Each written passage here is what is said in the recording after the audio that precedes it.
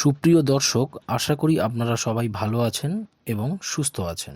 Yours education is our অ্যাচিভমেন্টে আপনাদের প্রত্যেককে স্বাগত জানাই।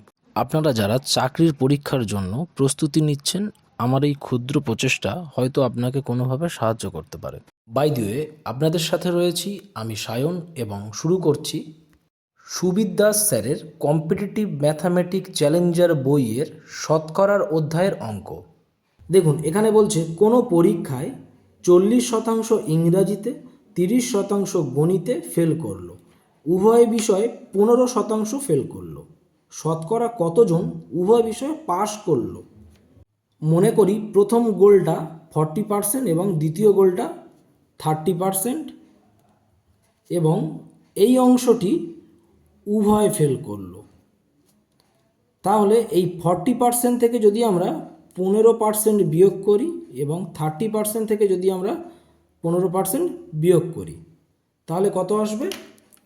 এখানে আসছে 25 আর এটা হলো 15।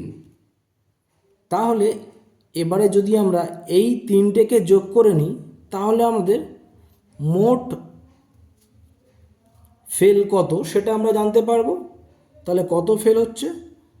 25 যোগ 15 যোগ 15, তাহলে 15 15 30 আর 25 55, অর্থাৎ আমাদের 55% মোট ফেলের সংখ্যা।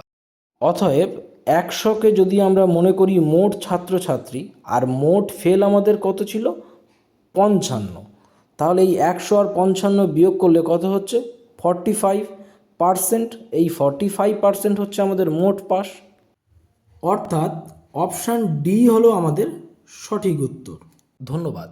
যদি আমার দেয়া এই ভিডিও আপনাদের একটু হলেও ভালো লেগে থাকে কিংবা কোনো উপকারে আসে, তো একটা লাইক দিয়ে সাবস্ক্রাইব করবেন।